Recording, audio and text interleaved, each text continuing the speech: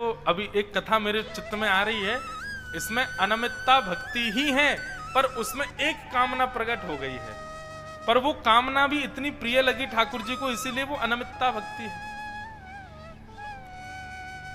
पुंडलीक की भक्ति भी अनमितता भक्ति है। भगवान पंडरीनाथ पुंडलीक के यहां गए, अपनी माता पिता की सेवा कर रहे पुंडलीक जैसे ही भगवान द्वार पर जाकर के खड़े हो गए, पुंडलीक कहने लगे, कौन है भैया द्वार पर? भगवान कहने लगे, हम आए हैं द्वारिकाधीश, हम आए हैं जगत नियंता जगदाधार त्रिलोकीनाथ, तुमको दर्शन देने आए हैं। बोले अभी मैं व्यस्त हूं, माता पिता की सेवा कर रहा हूं, बाद में आइएगा, अभी बहुत व्यस्तता है मुझे।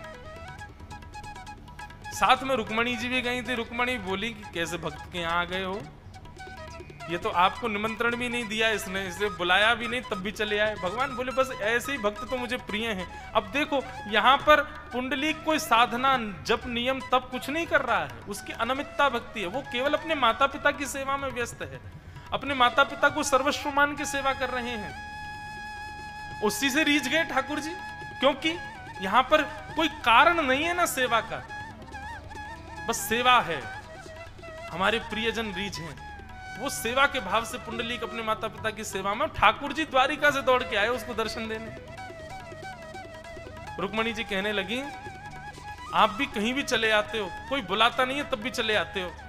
भगवान बोले ऐसे हो कि हाँ तो मैं जरूर आता हूं जो नहीं बुलाते हैं, लेकिन बस उनके चित्त में निष्काम प्रेम होना चाहिए। प्रेम भले ही ठाकुर जी के प्रति हो, यह भी बंधुओं आवश्यक नहीं। पुंडलीक जी से सीखो, वो तो माता पिता से प्रेम करते थे, तो पंढरपुर में पंडरीनाथ प्रकट हो गए। प्रेम होना चाहिए स्वच्छंद, चाहे जिससे भी हो, काम रहित, अनमित, किसी कारण से नहीं, अकारण।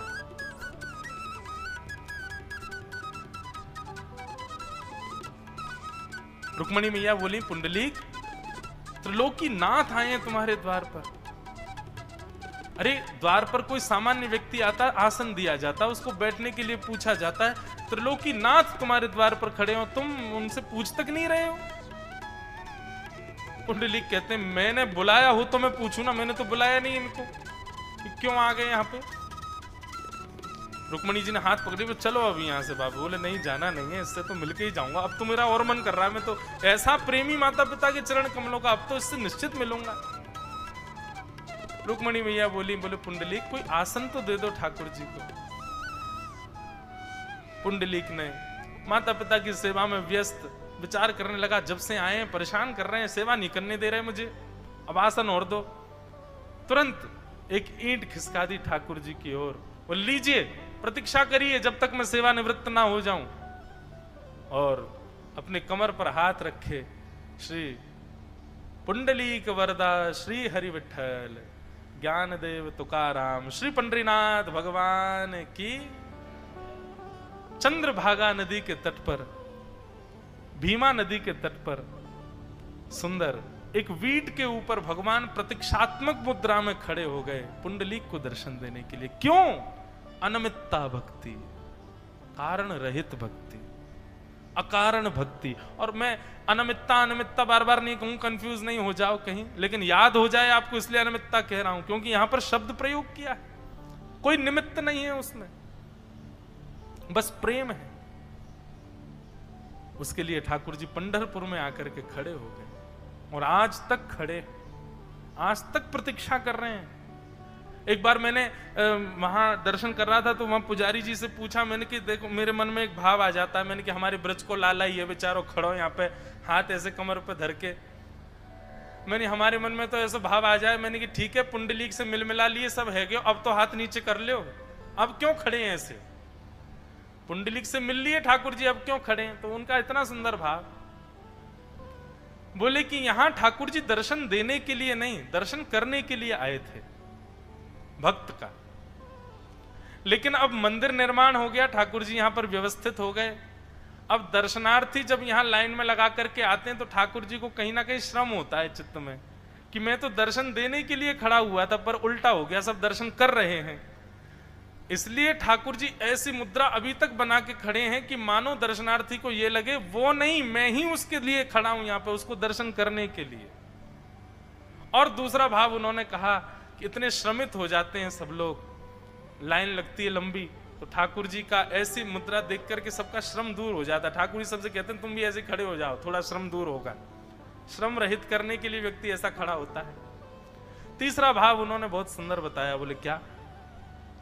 बोले भैया लाखों लोग दर्शन करते हैं सुबह से शाम तक, निश्चित ही लाखों में एक कोई माता पिता मातृ पितृ चरण कमल का भक्त आता तो होगा पुंडलीक भगवान के यहाँ पर श्री दत्त अपने विठ्ठल भगवान का दर्शन करने, तो उन लाखों लोगों में एक पुंडलीक के भांति भाव वाला आता होगा, उसके लिए ठाकुर जी खड़े, उसके लिए ठाकुर जी खड़े। अनमित्ता भक्ति। भगवान कहते हैं पश्यन्ति ते में रुचिरान्यनम संत प्रसन्न वक्त रुडलोचनानी। और उसको मेरा दर्शन कैसा होगा? ऐसा नहीं कि मैं उसको स्वप्न में, देखो 3 प्रकार की विधा हैं दर्शन की, स्वप्न दर्शन, अनुभव दर्शन और प्रत्यक्ष दर्शन। ठाकुर जी जब दर्शन देने का मन बनाएंगे सबसे पहले स्वप्न में आएंगे, फिर अनुभूति कराएंगे, अनुभव कराने लग जाएंगे, धीरे धीरे आपको आभास होगा कि ये तो ठाकुर जी ने किया। और तीसरा होगा प्रत्यक्ष। तो प्रत्यक्ष भी ऐसा नहीं होगा कि ठाकुर जी आपको दिख गए या छद्म भेष में आए और आकर के चले गए। यहां पर भगवान कपिल कह रहे हैं मेरा स्वरूप कैसा होगा उसके अनमित भक्त के सामने? बोले प्रसन्न वक्त्र रुडलोचनानी, मैं प्रसन्न मुद्रा में आऊंगा और मेरे सुंदर कटाक्ष नेत्र होंगे मैया, मेरे सुंदर मधुर मुस्कान को देख करके उस भक्त का जितनी पीड़ा है वो सब निवृत्त हो जाएगी। रूपाणी दिव्यानी वरप्रदानी, इतना सुंदर रूप धारण करके आता हूं मैं अनमित भक्त से मिलने के लिए, और फिर मैं उसको वरदान भी प्रदान करता हूं, जो वो मांगता है मैं उसको निश्चित दे करके जाता हूं।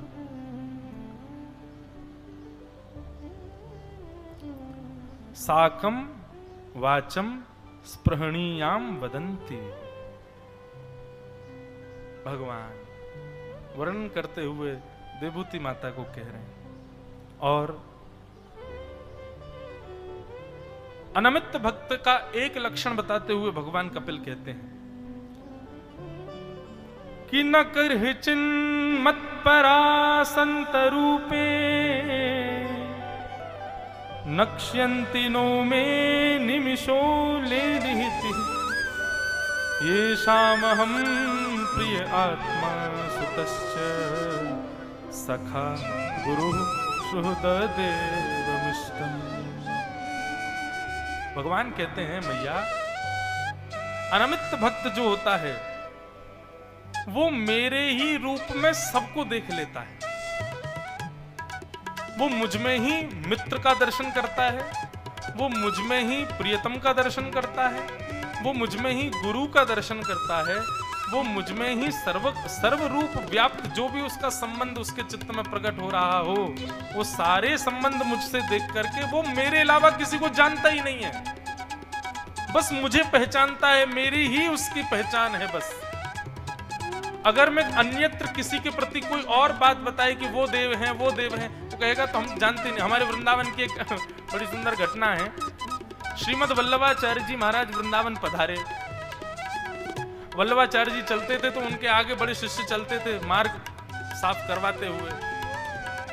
जैसे अब हमारा भी अपरस का भाव है, कोई छुए ना, तो एक आध लोग ऐसे रखते हैं साथ में, वो आगे से भैया छूना नहीं, महाराज जी को छूना नहीं। मेरा ऐसा स्वभाव नहीं है, लेकिन कभी कभी मन में आता। अच्छा एक बात और बताएं, महाराज जी स्पर्श का एक अनुभव और किया कथाओं में भी। 1 घंटे बाद आंख खुली है मेरी, क्या हो गया पता नहीं, और फिर बंद हो जाएगी। कथाओं में भी ऐसा नियम महाराज जी कि जब मैंने अनुभव किया कि अगर कोई स्पर्श कर दे, कक्ष से जब निकला था तब बड़े भाव आ रहे थे मन में, पर किसी व्यक्ति के स्पर्श से सारे भाव नष्ट हो गए। मंच पे आते ही शून्य हो गया, कुछ बोल आ ही नहीं रहे, वो भाव ही नहीं निकल पा रहे। स्पर्श का ये दोष भी देखा कि कथा में भाव तो चाहिए। तो कई बार अब सबको ऐसा नहीं कोई दोष है, अब आप कहाँ से आए, किस भाव से आए, क्या खा के आए, क्या करके आए, उसका स्पर्श पर प्रभाव तो पड़ता है। इसीलिए देखो गायत्री जप के लिए लोग बाग ऐसे ही बोल देते हैं गायत्री मंत्र। कई लोग घर में जाओ तो वो बच्चों को बोले महाराज जी को श्लोक याद करके सुनाओ। कौन सा श्लोक? सबसे पहला बच्चा श्लोक ही गायत्री मंत्र सुनाता है। सुनिए, देखिए, आके